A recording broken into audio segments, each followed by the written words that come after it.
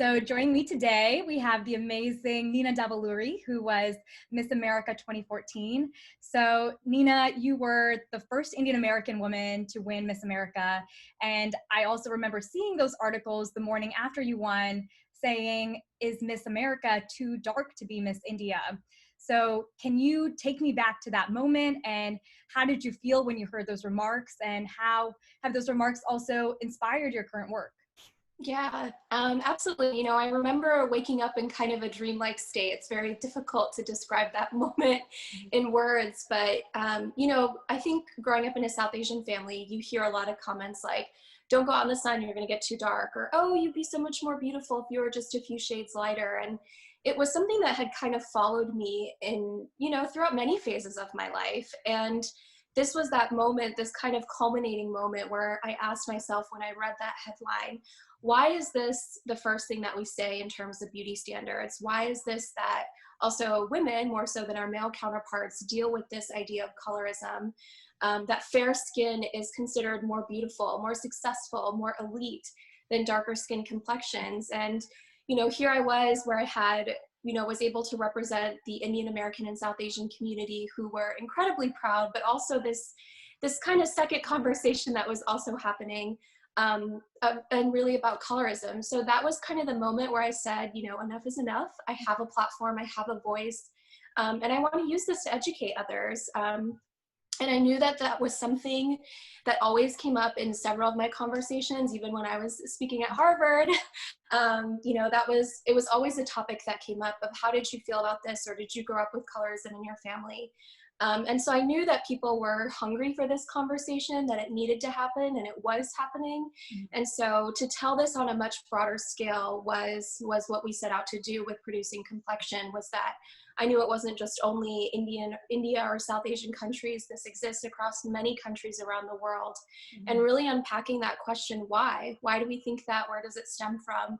And as we started filming, we found that it was different in every culture. And so we really wanted to tell the human stories of what this was. So when you're talking about those differences that also exist in different communities, cultures, regions of the world, what have you learned through producing Complexion, even in terms of how it uniquely manifests within countries in South Asia and compares globally? And why do you think it has been such a persistent issue in many of these cultures? Yeah, so we were able to film a part of our Africa chapter, and share a few stories there. And then of course our majority of our work was in India, that we were able to film luckily in January. So filming has been on hold for this entire year for obvious reasons. But I think what was interesting is that whether it was either a tradition or a family member or comment, these were all, what I found was that it was based on very archaic notions of ideologies that were passed down. And how that manifested was different per person, per culture. And so I think I really wanted to show the side of the human side of this. I think when we talk about skin whitening products, there's certainly an industry component to it. What products or chemicals are they using? Are they toxic? Are they safe? There's that piece of the conversation, which of course is important, but how this was affecting people on their day-to-day lives was what we really wanted to tell. And I think that's something that we had that was really special, is that when you can see yourself in a person where you can say, I've experienced that, and ask yourself, why do we think that and how do we change it? I think that was kind of the hope for making a documentary like this. Mm-hmm. And have you seen a lot of similarities between these different cultures? Yes and no. I think the ideology is similar, but of course, for India, we can talk about colonialism and casteism, which certainly exists there. In Africa, how that is in terms of their traditions is also very different, which, like I said, we're still uncovering that side of the story, and in East Asia as well. So I'm very curious to see how we continue to tell the rest of the story. Mm-hmm. Yeah. And I want to ask, especially with the current moment that we're in, this racial reckoning following the killing of George Floyd and many others, whether you felt that this discussion surrounding colorism has taken shape differently in terms of how much we're talking about it, or even in thinking about colorism as a form of racism. How have you seen that conversation? Absolutely. I think this really sparked an entire conversation within our own communities around the world, about, when we're having conversations about being actively anti-racist. I think we have to address this in South Asian communities as well. What are the conversations that we're having at our table? And colorism is certainly a component of racism, and it's something that I have experienced, that several of my peers and individuals and across generations have experienced. And I think this was finally the point, especially when you have companies like Unilever, like L'Oreal, Johnson and Johnson, saying that Black Lives Matter, using that hashtag, putting out press release statements, and yet they're still producing skin whitening creams in other parts of the world. We were in a time where it was just, you have to actually do this across all spectrums of your business. You can't just say this in one part of the world. Yeah. And to change that conversation. And I think that's where we were at this year. Mm-hmm. I know that, yeah, you also wrote a letter to the CEOs of some of these major companies that you just mentioned, Unilever, Johnson & Johnson, Procter & Gamble. And I know certain companies such as Unilever have now changed the name of Fair and Lovely to, I think, Glow and Lovely, and L'Oreal is phasing out terms such as whiteness and fairness, but these companies are still selling the skin lightening products themselves. So do you think that they've gone far enough with this name change and rebrand, or have they still not done enough and should completely halt the selling of such products? Yeah, absolutely. I think it's certainly a first step. Do I think changing a name to Glow and Lovely is enough? Absolutely not. I think we really have to talk about what this ideology is and what the hierarchy is too. It's not just skin whitening companies. When I started my petition, See My Complexion, it was, calling out not only the skin whitening companies that were producing these products, but also the Bollywood industry, Yeah. especially in terms of South Asian culture. They have a huge responsibility to acknowledge that they have also perpetuated this stereotype. And it's not only Bollywood, it's these companies, Bollywood, as well as media conglomerates who have poured billions of dollars into building one very hierarchical racist image that fair skin is considered the only type of elite skin or beautiful skin, successful skin over darker skin complexions. And so when we talk about unpacking colorism or putting an end to colorism, all of these three components certainly have a factor in it. And until they actively start dismantling it themselves, I would love to see more, Bollywood have more representation of what is the true skin colors of India, not just fair-skinned people. I would love to see, these companies who have announced that they are putting an end to fair, white, and light, are they actually going to do that in their rebranding? How is that going to play out? Is their messaging going to change, or are they still just sending the same message that, fair skin is still more beautiful or successful? And then, of course, media ads and images have to change as well. But I think that for all of this to change, that's when we can also start changing the ideologies that exist in rural communities and areas that simply just don't have access to these conversations yet, and really do believe that fair skin is a golden ticket to a better life. And until we can actively dismantle that, I don't think we can put an end to colorism. Yeah. And obviously fairness creams being $1 billion industry in India, a lot of these companies have obviously benefited a lot from it. A lot of actors have also benefited a lot from being in such ads. So what would you say to them when they probably are having some sort of inherent pushback because of those financial reasons, obviously, which are not acknowledging the significance of the issue? Right. Well, I think it's also a part of the conversation as that was important to me, was that it's not about necessarily banning these products. It's how do we change this conversation? So one, I think that does start with companies. Let's see how they roll out their rebranding campaign. Are they going to start using, darker skin tone models or models of all color in their campaigns? And then, of course, Bollywood has to recognize that they are also perpetuating, one sort of beauty ideology. And I think that's really starting to happen, where they are being called out. I think we're at a time where people are going to be watching what they're doing. I think also as individuals, when people ask me what you can do, yes, of course, you can continue to sign the petition. But of course, money talks. So are you buying these products? Do you know people who are buying these products? If there's no demand for it, then obviously companies won't continue to produce it. And then, there is this other part of social media when you see Bollywood celebrities using the hashtag Black Lives Matter again, and then they're endorsing skin whitening creams. Of course, there's certain, there is power in a follow button. And I think people need to recognize, like, okay, are they actually walking their talk? Are they saying what they believe? And take a little closer look. Because, I think as someone who does have a platform, I think it's incredibly important that we use it for the right reasons, and not necessarily everyone does that. So I'm hoping that now people will start to recognize that it's also our responsibility to see what other people are doing, and also hopefully hold them accountable. This is a conversation that has become global, and I think it's certainly here to stay. Yeah. And I hope that it continues to evolve, and I hope that others will see, hopefully try to actively change this too.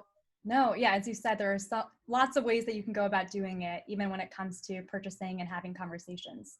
And I want to now shift to a show that I'm sure you've watched, Indian Matchmaking on Netflix, Ooh. which came out, yes, last month. So some of the show's participants have expressed desires to be matched with potential spouses who are fairer skinned. So that sparked, I know, a lot of discussion globally about colorism and casteism. And in an interview with Decider, the show's executive producer said that the show's design was to simply hold up a mirror to the arranged marriage process, and that they didn't want to sensationalize anything or bring up anything that was not authentically part of the process. So I wanted to ask you, do you believe that this show is illuminating colorism as an issue, or instead normalizing fairness as a beauty standard?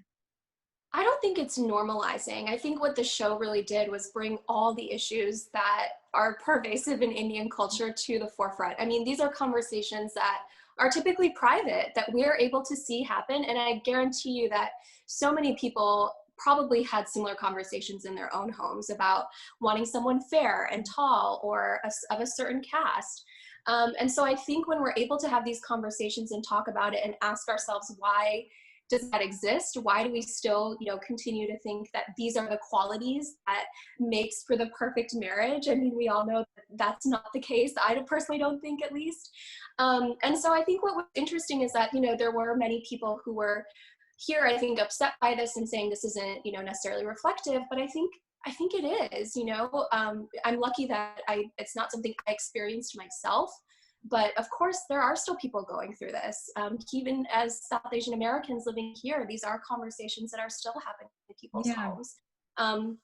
Colorism still very much does exist here too.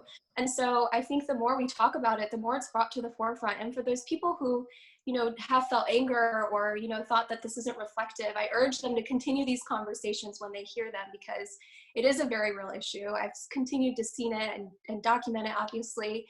So the more we continue to talk about it, I think is how we really, make our normal the more normal, if that makes sense. Yeah. And even if the show is acknowledge or portraying the issue and obviously showing it as reflectively as possible, do you still think, though, that having those types of examples not be countered in terms of seeing something that is a positive counterexample that maybe could have been a more powerful symbol for somebody to see that it's not the way that it has to be? Could that have been more powerful from your perspective, or is it more powerful to have this example that you do believe is pretty much a mirror of what is happening in a lot of communities in South Asia? Yeah, I think with casting, also from a reality perspective, like, of course, I would always say it is important to show both sides. And I think they tried to do that to an extent. There were certain people that we saw here in America versus, people who were in India who had maybe a few more outdated notions that we would have here. But that's not to say that it still wasn't happening here. There were examples here that we saw in America of parents, having kind of older ideologies of what marriage should be, or second marriage even. And so I think the show did kind of balance. I think it'll be interesting to see if there's a season 2 and what that will hold. This is the first time. The fact that we have a show like this and it is being produced and it is being seen worldwide, I think is important, and we need to understand that representation is there. And so I hope that with season 2, the producers learn and grow from this experience, and that's all we can ask. And you were just mentioning a lot of kind of traditional ideologies that might also be held in a lot of families. So what do you feel are some of the best strategies to approach conversations at the dinner table and make this an issue that should be talked about? Yeah, I get asked this question all the time. And I can only speak from my own experiences. But I will always say it's not just one conversation. It's an ongoing, lifelong conversation. I think assimilation has to happen from both sides. And the most important thing is just trying to have an open line of communication with your family. If you're disagreeing on something, ask them, ask those hard questions, ask them why. I think it is, yes, it's difficult to stand up to your parents, or, if that's what it feels like to you, or confront them about something. But I think that we have to start these conversations ourselves. And until we do, like, we have to be responsible for that too. And so I think what I realized is that I remember, like, I've had conversations about, my entire family has known I've been working on this documentary for 3 years now. They know that I've, like, spoken about the idea of colorism for many, many years, and I grew up around it too. And so I remember after I was filming in January, I went to my aunt's house, because you have to see your family when you're in India. And of course I went and visited her. And I remember one of her friends came over, and we're having tea, and one of her friends, my aunt's friend, said something along the lines of, oh, she used to be a lot more fair when she got married, and now she's a little more dark. And of course I was about to, like, clap back, say all the things in the most polite way, but it was actually my aunt who stepped in and said, you know what, we can't say things like that anymore, because Nina's really sensitive. And I was like, all right, yes, I can be the sensitive one in this conversation, but to see that happen in my own family, that was a win for me, because it wasn't me correcting it. It was my aunt being able to correct her friend. And I think her friend will now think twice before she makes a comment like that, or ask herself, oh, why do we think that that's the standard of beauty?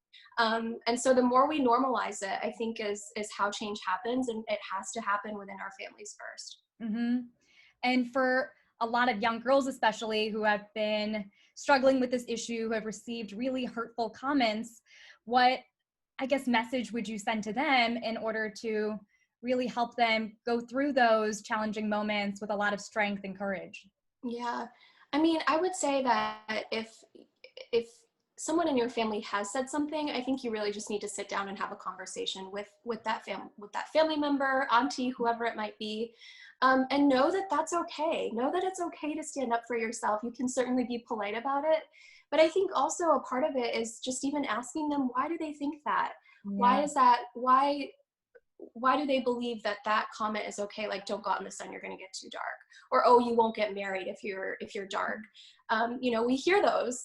And so I think maybe asking them why they think that is a good starting point, or a helpful one at least. But ultimately know that it's our responsibility. It's our responsibility to dismantle this belief too, and not just simply stay silent, because I think that's one of the worst things that we can do. Yeah.